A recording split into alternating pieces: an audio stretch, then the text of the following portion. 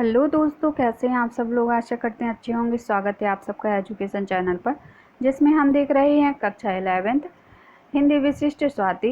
Video को देखने के लिए चैनल को लाइक शेयर सब्सक्राइब कर लीजिए। आइए शुरू करते हैं इस वीडियो के माध्यम से पिछले पढ़े हुए पाठ के अभ्यास कार्य को करना।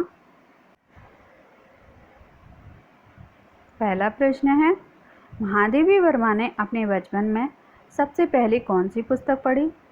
उत्तर है, महादेवी वर्मा ने अपने बचपन में पहली पुस्तक पंचतंत्र पढ़ी। अगला प्रश्न है, छात्रावास में महादेवी वर्मा की पहली साथिनी कौन थी। उत्तर है, छात्रावास में महादेवी वर्मा की पहली साथिन सुभद्रा कुमारी चौहान जी थी। अगला प्रश्न है,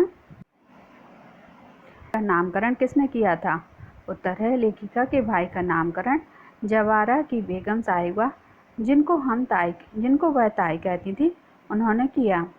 अगला प्रश्न है, पुरस्कार में मिले चांदी की कटोरे को देखकर लेखिका को दुख के साथ प्रसन्नता क्यों हुई। उत्तर है, पुरस्कार में मिले चांदी की कटोरे को देखकर लेखिका को दुख के साथ प्रसन्नता इस कारण हुई कि उपहार में मिले चांदी का कटोरा बापू ने ले लिया था। दुख इस कारण हुआ कि उन्होंने कविता सुनाने के लिए नहीं कहा था। इस प्रकार लेखिका को दुख व प्रसन्नता की अनुभूति साथ साथ हुई। अगला प्रश्न है, लेखिका और सहेलियां जब अपने जेब खर्च के पैसे लेखिका और सहेलियां अपने जेब खर्च के पैसे क्यों बचाती थी। उत्तर है, लेखिका और उनकी सहेलियां अपने जेब खर्च के पैसे देश के लिए बचाती थी। जब बापू आते थे तब वह पैसा उन्हें दे देती थी।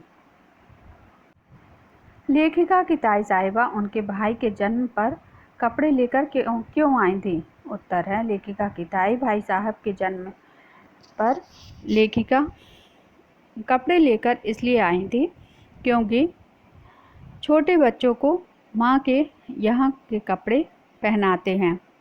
यदि माँ ना हो तो ताई या चाची 6 महीने तक बच्चों को कपड़े पहनाती है। इसी कारण ताई साहिबा उनके भाई के जन्म पर कपड़े लेकर आई थी। अगला प्रश्न है, लेखिका ने अपनी माँ की किन विशेषताओं का उल्लेख किया है। उत्तर है, लेखिका ने अपनी माँ की निम्नलिखित विशेषताओं का वर्णन किया है। जैसे आदर्श महिला। महादेवी वर्मा की माँ एक आदर्श महिला थी। वे परिवार व बच्चों के प्रति जागरूक थीं। बच्चों की प्रत्येक गतिविधि को स्वयं देखती थीं। महादेवी वर्मा की शिक्षा में सबसे अधिक उनकी माँ का ही सहयोग था, क्योंकि महादेवी को संस्कृत में रुचि थी। इस कार्य में उन्हें अपनी माँ के द्वारा सहायता मिल जाती थी। धर्मपरायण। महादेवी की माँ धार्मिक प्रवृत्ति की महिला थी। सुबह होते ही वे गीता पढ़ती थी। इसके अतिरिक्त वे मीरा के भजन गाती थी। इसी कारण महादेवी वर्मा के बचपन से ही काव्यमय वातावरण मिला। अपनी माँ के साथ महादेवी वर्मा भी गाते गाते तुकबंदी करना सीख गईं। महादेवी वर्मा को आगे बढ़ने में माँ से प्रेरणा मिली।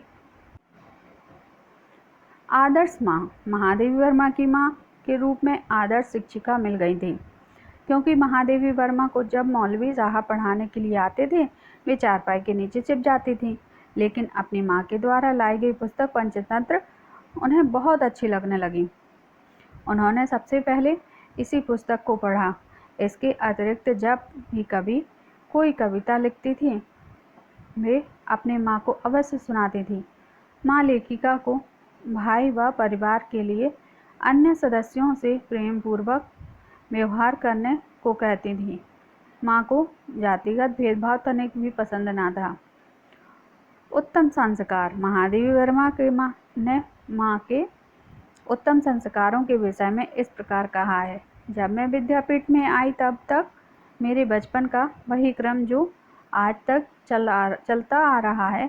कभी कभी बचपन के संस्कार ऐसे होते हैं कि हम बड़े होते जाते हैं तब तक चलते हैं। वे अपनी माँ के सानिध्य में अधिक रहती थी, अतः माँ के संस्कारों से प्रभावित थी। सबके प्रति अपनत्व की भावना। माँ के उच्च धरातल पर प्रतिष्ठित थी। इसी कारण जब बेगम साहिबा उनके घर आती थी तो उनको पूरा सम्मान देकर ताई कहकर बुलाती थी। यहाँ तक कि महादेवी की माँ ने बेगम साहिबा द्वारा रखा गया उनके भाई का नाम हमेशा ही के लिए मोहन ही रखा। इस प्रकार उनकी माँ ने कभी अपने पराये का भेद न रखा। बेगम साहिबा के एक भी बेटा था। जब राखी का त्यौहार आता था तब भी महादेवी वर्मा से इस प्रकार कहती, बहनों को राखी बांधनी चाहिए। राखी के दिन सवेरे से पानी भी नहीं पीने देती थी।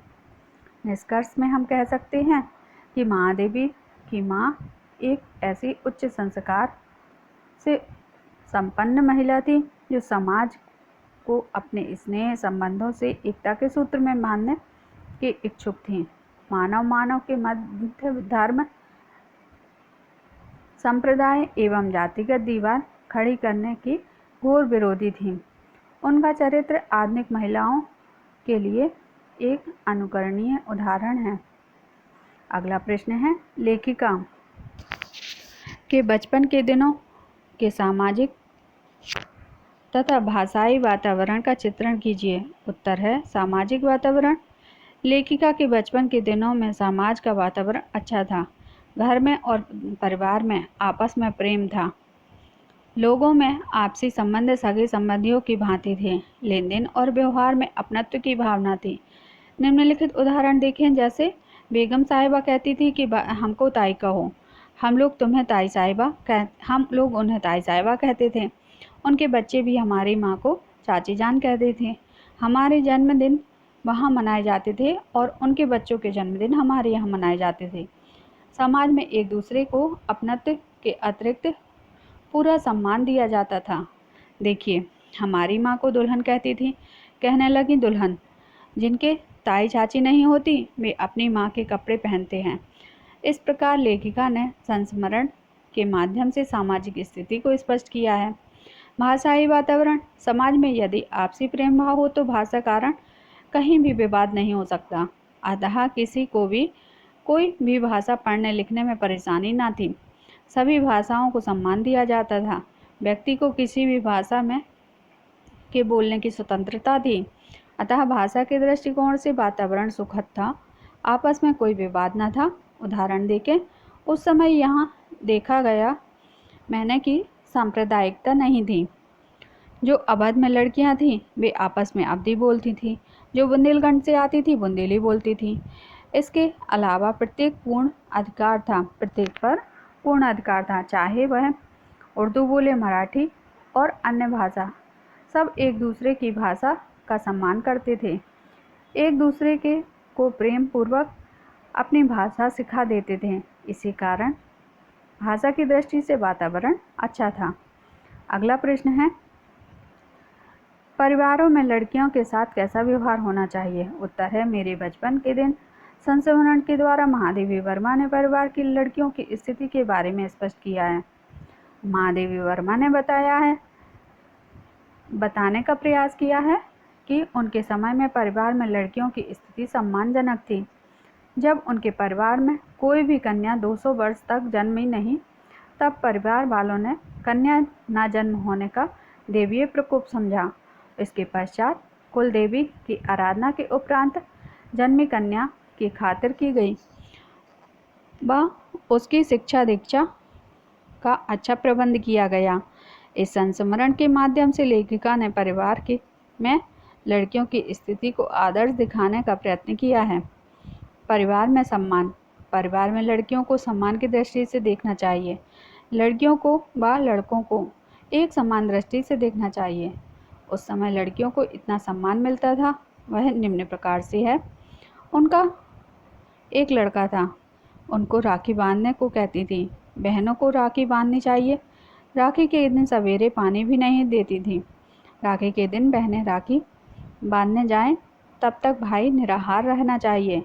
इस प्रकार बताया कि परिवार में लड़कियों का आदर होता था। शिक्षा प्राप्त करने की स्वतंत्रता। परिवार में लड़कियों को पढ़ने लिखने की पूर्ण स्वतंत्रता होनी चाहिए। इस संस्मरण के माध्यम से लेखिका ने बताया कि जब उनको घर परिवार पढ़ना अच्छा न लगा तो उनकी शिक्षा का प्रबंध विद्यालय में किया गया। लड़कियों को पढ़ाने के लिए उनकी रुचि के अनुसार पढ़ने देना चाहिए। लड़कियां शहर में ही नहीं, अन्य शहरों में छात्रावास में भी रहकर पढ़ सकती हैं। आज से वर्षों पूर्व जब लड़कियां बाहर छात्रावासों में रहकर शिक्षा ग्रहण कर सकती थीं, तो बदलती हुई परिस्थितियों में लड़कियों पर अंकुश नहीं लगाना चाहिए। सभा व सम्मेलनों में भाग लेने की स्वतंत्रता। इस संस्मरण में के द्वारा लेखिका ने बताया कि लड़कियां उन्मुक्त होकर सभा, सोसाइटी, सम्मेलनों में भाग लेती थीं। उस समय स्त्री पुरुष एक साथ सम्मेलन में भाग लिया करते थे, आपस में वार्तालाप भी करते थे। इस प्रकार पर्दा प्रथा व स्त्री पुरुष के मेल मिलाप की स्वतंत्रता थी। उदाहरण देखें, हम कविता सुनाते थे, हरिऔध जी अध्यक्ष होते थे, पाठक जी होते थे, कभी रत्नाकर जी होते थे, कभी कोई और होता। इस प्रकार बताया है कि लड़कियों को कविता करने व सभाओं में जाने की स्वतंत्रता थी। जाति पाति भेदभाव से मुक्त संस्मरण के माध्यम से लेखिका ने बताया कि लड़कियों को जाति पाति के बंधन से मुक्त रखना चाहिए, जिससे वे बाहर शिक्षा ग्रहण करने जाएं तो उन्हें किसी प्रकार की कठिनाई न हो। ये समस्त संस्कार लड़कियों को परिवार से ही प्राप्त होते थे, अतः परिवार में जाति पाति का बंधन नहीं होना चाहिए। भाषा की स्वतंत्रता। परिवार में लड़कियों को भाषा की स्वतंत्रता। लड़कियों को उनकी इच्छानुसार भाषा बोलने का अधिकार होना चाहिए।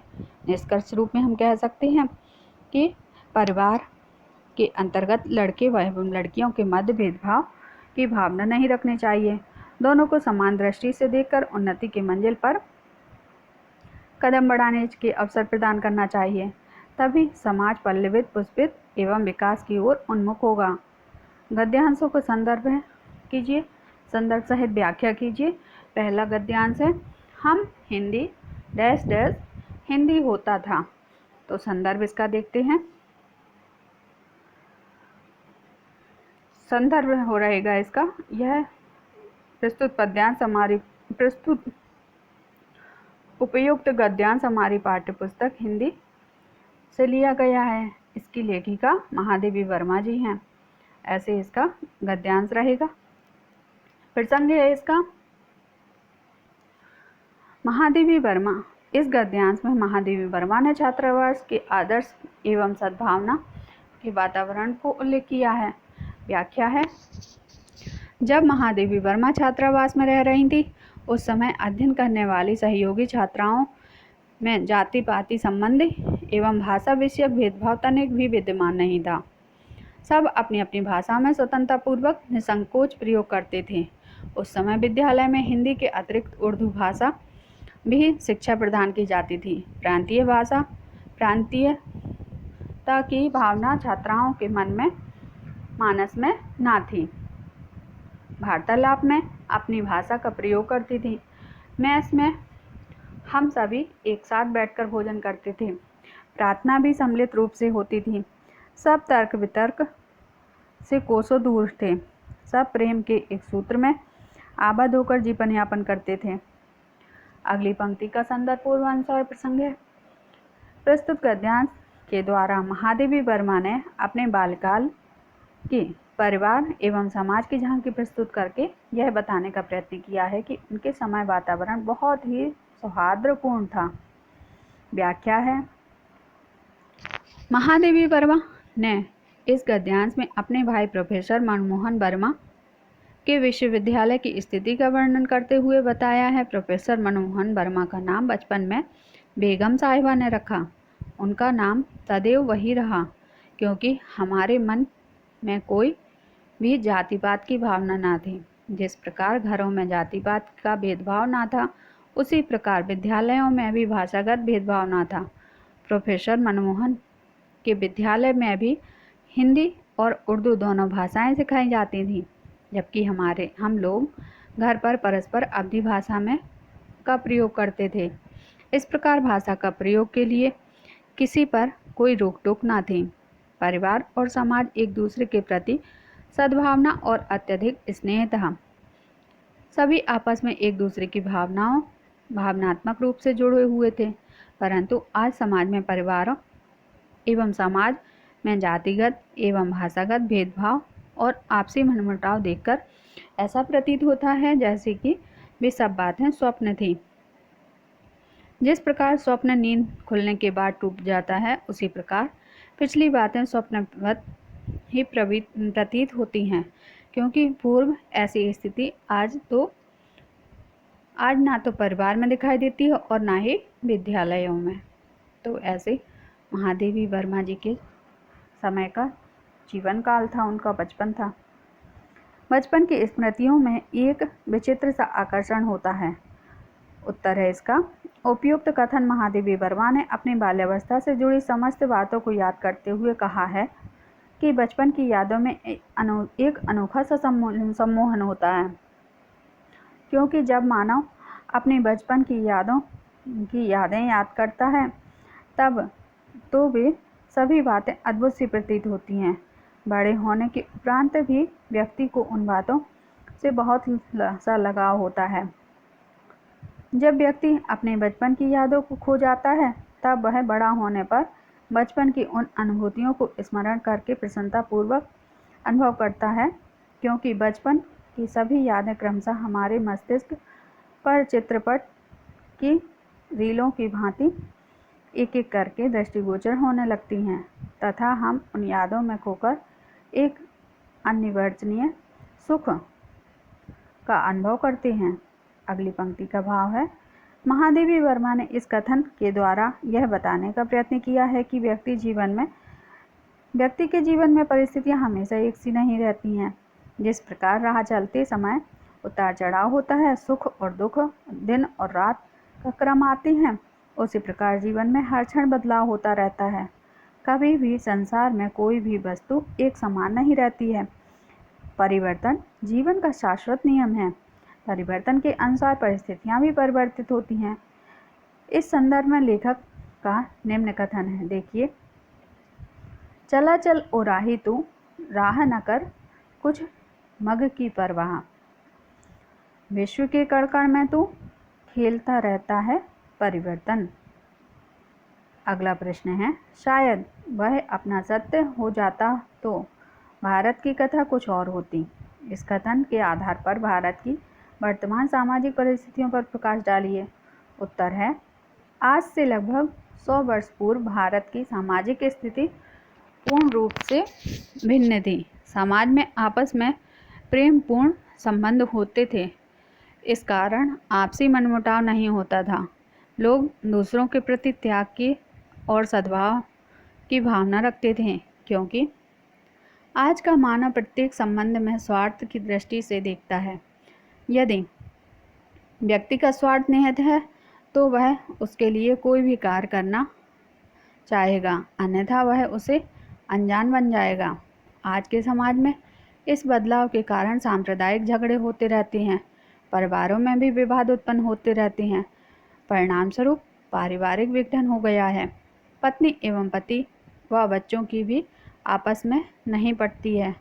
पति पत्नी के संबंध में विच्छेद हो जाते हैं। बच्चे वृद्ध होने पर माता पिता को सम्मान नहीं देते, वे उनके साथ अशोभनीय व्यवहार करते हैं।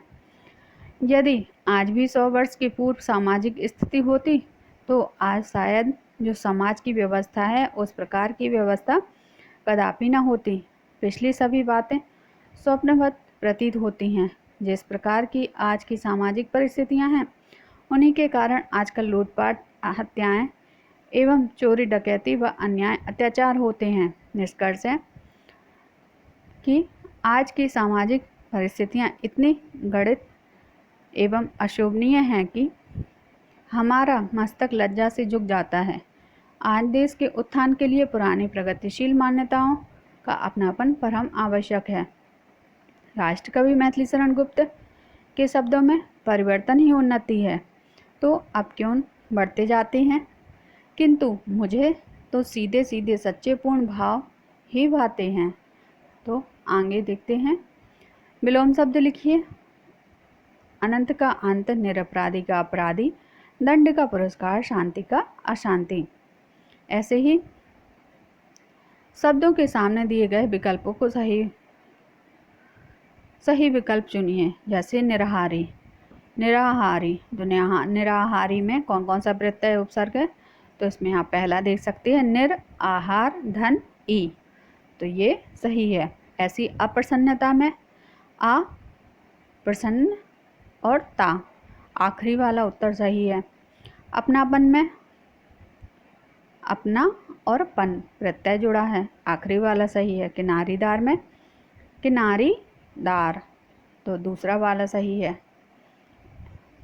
ये आप देख सकते हैं। अगला प्रश्न है, निम्नलिखित शब्दों के तत्सम तद्भव विदेशी शब्द पहचान कर लिखिए। तत्सम शब्द हैं जैसे छात्रावास, मित्र, प्रथम, भवन। तद्भव शब्द हैं खीर, सपना, द्वंद्व, कपड़े। और विदेशी शब्द हैं दर्जे, मेज, जेब, हॉस्टल, कटोरा, खर्च। शब्द युग्मों में से पूर्ण पुनरुक्त, अपूर्ण पुनरुक्त, प्रतिध्वन्यात्मक शब्द और भिन्नार्थक शब्द छांट कर लिखिए। जैसे पूर्ण पुनरुक्त है सुन सुन, कुछ कुछ, बार बार। अपूर्ण पुनरुक्त है पहले पहल, प्रचार प्रसार, जहाँ तहाँ, मिली जुली। प्रतिध्वन्यात्मक है रोना धोना, कपड़े वपड़े, इकड़े तिकड़े। और भिन्नार्थक में ताई चाची। निम्नलिखित शब्दों के योजक चिन्ह का प्रयोग कर स्थिति को स्पष्ट कीजिए। जैसे कुल देवी, कुल की देवी संबंध कारक योजक। दुर्गा पूजा, दुर्गा की पूजा संबंध कारक योजक। जेब खर्च, जेब का खर्च संबंध कारक योजक। कवि सम्मेलन, कवियों का सम्मेलन संबंध कारक योजक। मेरे बचपन के सारांश को पढ़ लीजिए आप। हम पूरी कहानी को पिछले वीडियो में कर चुके हैं। आप इस सारांश को अपने आप से भी बना सकते हैं। ऐसे ही शब्दार्थों को देख लीजिए और इनको समझ लीजिए। आगे इनके गद्यांशों की व्याख्या करते हैं। हमारी कुल पहला गद्यांश है, इसकी पंक्तियों को आप पढ़ लीजिए। संदर्भ है प्रस्तुत गद्यांश हमारी पाठ्यपुस्तक मेरे बचपन के दिन नामक पाठ से अवतरित है। इसकी लेखिका महादेवी वर्मा जी हैं। प्रसंग है, प्रस्तुत गद्यांश में महादेवी ने अपने जन्म तथा परिवार के बारे में बताया है। व्याख्या है, महादेवी वर्मा का जन्म दुर्गा जी की आराधना के बाद हुआ। उनके जन्म से 200 वर्ष पूर्व तक उनके घर में कोई कन्या न थी। इसी कारण जब महादेवी वर्मा का जन्म हुआ, सबसे पहले कुलदेवी दुर्गा जी की पूजा पाठ किया गया। उसके पश्चात महादेवी वर्मा बहुत लाड़ प्यार से रखा गया। महादेवी वर्मा ने अपने बाबा के विषय में लिखा था। उनके बाबा को फारसी और उर्दू भाषा का ज्ञान था। इसके अतिरिक्त उनके पिताजी केवल अंग्रेजी भाषा आती थी। इस प्रकार महादेवी वर्मा के परिवार में हिंदी भाषा का कोई वातावरण नहीं था। विशेष है, भाषा सरल सुबोध, शैली विचारात्मक है। महादेवी वर्मा ने लड़कियों के महत्व को दर्शाने का प्रयत्न किया है। भाषा में प्रचलित उर्दू शब्दों का प्रयोग किया गया, जैसे खातिर, कुलदेवी सामासिक पद है। ऐसे ही अगली पंक्तियों को पढ़ लीजिए। प्रसंग है, इस गद्यांश में महादेवी वर्मा ने छात्रावास के आदर्श एवं सद्भावना के वातावरण का उल्लेख किया है। व्याख्या है, जब महादेवी वर्मा छात्रावास में रह रही थी, उस समय अध्ययन करने वाली सहयोगी छात्राओं में जाति संबंधी एवं भाषा विषयक भेदभाव तनिक भी विद्यमान न था। सब अपनी भाषाओं में का स्वतंत्रतापूर्वक निसंकोच प्रयोग करते थे। उस समय विद्यालय में हिंदी के अतिरिक्त उर्दू भाषा की भी शिक्षा प्रदान की जाती थी। प्रांतीयता की भावना छात्राओं के मन मानस में न थी। वार्तालाप में छात्राएं अपनी भाषा का प्रयोग करती थीं। मेस में हम सभी एक साथ बैठकर भोजन करते थे। प्रार्थना भी सम्मिलित रूप से होती थी। सब तर्क वितर्क से कोसों दूर थे। सब प्रेम के सूत्र में आबद्ध होकर जीवन यापन करते थे। विशेष छात्रावास के आदर्श वातावरण चित्रण प्रस्तुत किया गया है। शैली सरल व सुबोध है। एकता की भावना का प्रतिपादन किया गया है। अगली पंक्तियां हैं, इनको पढ़ लीजिए। संदर्भ पूर्वानुसार है। प्रसंग है, प्रस्तुत गद्यांश के द्वारा महादेवी वर्मा ने अपने बालकाल की परिवार व समाज की झांकी प्रस्तुत की है करके यह बताने का प्रयत्न किया है कि उनके समय में वातावरण बहुत ही सौहार्दपूर्ण था। व्याख्या है। महादेवी वर्मा ने इस गद्यांश में अपने भाई प्रोफेसर मनमोहन वर्मा के विश्वविद्यालय की स्थिति का वर्णन करते हुए बताया है। प्रोफेसर मनमोहन वर्मा का नाम बचपन में बेगम साहिबा ने रखा। उनका नाम सदैव वही रहा क्योंकि हमारे मन में कोई भी जातिवाद की भावना न थी। जिस प्रकार घरों में जातिवाद का भेदभाव न था, उसी प्रकार विद्यालयों में भी भाषागत भेदभाव न था। प्रोफेसर मनमोहन ने विद्यालय में भी हिंदी और उर्दू दोनों भाषाएं सिखाई जाती थी, जबकि हम लोग घर पर परस्पर अवधी भाषा का प्रयोग करते थे। इस प्रकार भाषा प्रयोग के लिए कोई किसी प्रकार की रोक टोक न थी। परिवार और समाज एक दूसरे के प्रति सद्भावना और अत्यधिक स्नेह था। सभी आपस में एक दूसरे की भावनात्मक रूप से जुड़े हुए थे। परंतु आज समाज में परिवार एवं समाज में जातिगत एवं भाषागत भेदभाव और आपसी मनमुटाव को देखकर ऐसा प्रतीत होता है जैसे कि वे सब बातें स्वप्न थी। जिस प्रकार स्वप्न नींद खुलने के बाद टूट जाता है, उसी प्रकार पिछली बातें स्वप्न की भांति प्रतीत होती हैं, क्योंकि पूर्व जैसी स्थिति आज न थी, ना तो परिवार में दिखाई देती है और ना विद्यालयों में। विशेष है, महादेवी वर्मा ने अपने समय के वातावरण की तुलना आज के समाज से की है। भाषा शैली गंभीर एवं चिंतन प्रधान है। तो ऐसी थी हमारे महादेवी वर्मा और उनके बचपन का समय। यहाँ इस वीडियो को समाप्त करते हैं। आगे की वीडियो में आगे की पार्ट 2 करेंगे। धन्यवाद।